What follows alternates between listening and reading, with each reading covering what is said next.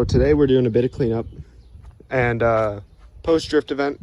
Got a few videos there. None of the in-car footage. I really wanted to focus on driving and making that my main goal for the last event.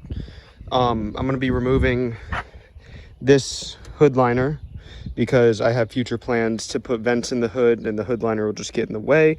So I'm removing the hood liner and I'm removing all this carpeting along the back up here because it's looking torn up and I just think it makes the engine bay look really bad.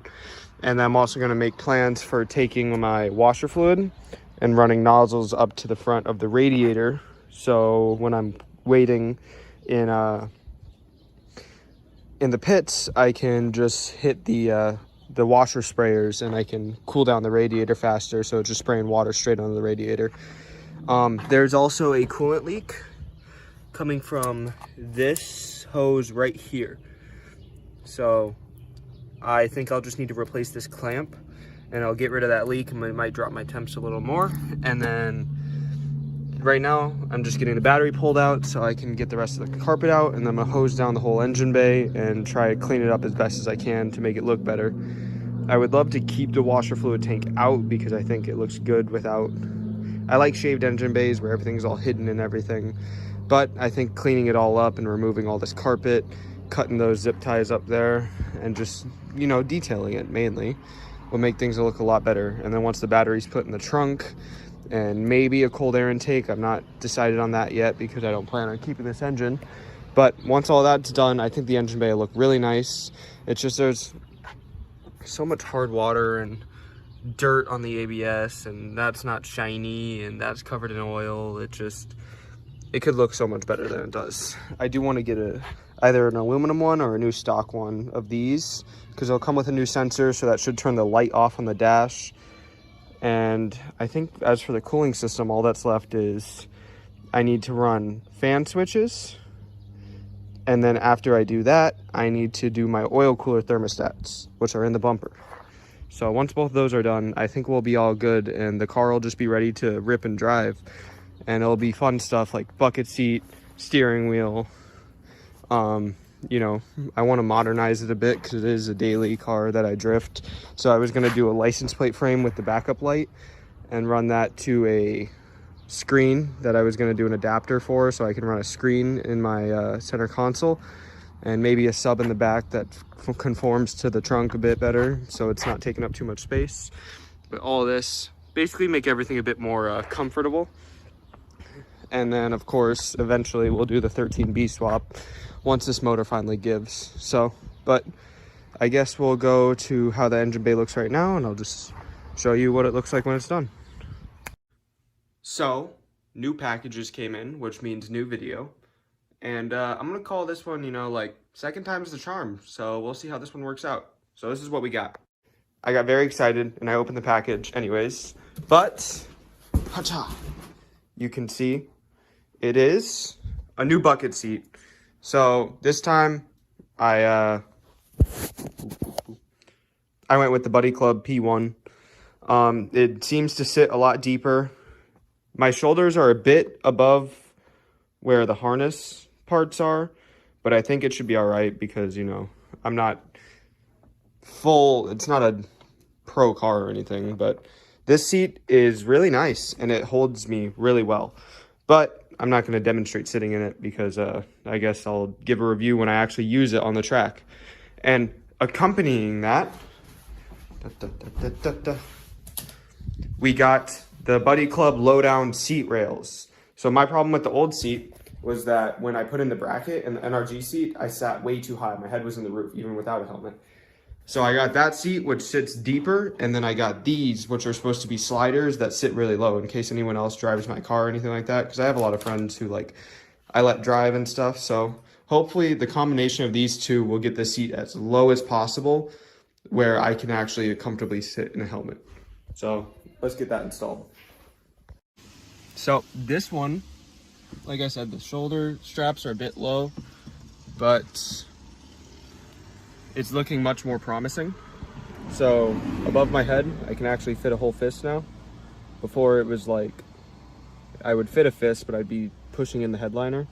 So I'm gonna go grab my helmet, and even though it's fucking hot, I'm gonna put on my helmet and see how it feels.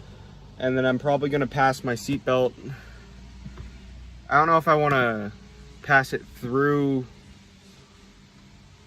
this shoulder strap just because of how low it is compared to where my shoulder actually is, or if I wanna just leave it on top and then pass it through the bottom one, because the bottom one's right here and it'll keep me down better. But we're gonna see what works best. I know if I want to keep back doors, I just do neither. Oh yeah, I forgot to test that. Back door's closed, barely. Front door's perfect. So that's the gap between the back right there. So that means the seatbelt can barely fit through. So what I think is going to end up happening is I'm just going to leave it how it is through the top. Maybe get one of the things I saw on TikTok. OMG Miata had it. Basically, it was like a loop for the seatbelt to go through. But I'll test both ways, see which one I like best. But for now, I'm going to go grab my helmet and put it on. It's hot. But I'm going to go put on my helmet and we're going to see how much headroom I really have. Because if it's any, then that's progress, and we're just gonna stick with this for a while. So I'll be right back. It's hot, but I fit barely. Look, there's some space. When I look left, I hit the headliner right over here. But it's a lot better than it was. Getting out's a pain in the ass with the steering wheel like this. So I've got a quick release. One second. I've got a quick release I'm gonna install. So, I'm off to disconnect the battery, pull the steering wheel out, and that should help a lot. But I'm just going to take the seat back inside so I can tighten everything up where it's supposed to be. Right now, the sliders don't really work. Like, they don't want to... Oh, no, they're sliding. Okay. So, you can't really go any more back with it, but I really don't need to. I need to go forward. So that means that should be fine, because when you go back, you hit it. But success, kind of. I wish it was a bit lower, but what can you do, you know? This is a plug and play, you know, just bolt it all up, throw it in, and it works. So if I ever do need to go lower, I will, but I don't imagine so, because I don't imagine adding anything to the headliner. If anything, you could take it out, because that's what my last car had so much headroom with the headliner removed, and then no sunroof, but street car, so keep it. Anyways, I'm gonna tighten this up, get the steering wheel taken out, and I don't want an airbag light or anything, but for now I think I'll just deal with it until I have enough time to actually get through and do everything to keep the light off. But I really like this seat. I like the quality. I'll show you guys more when I take it out and put it back inside, but the rails and the seat are awesome. So I'll be right back again.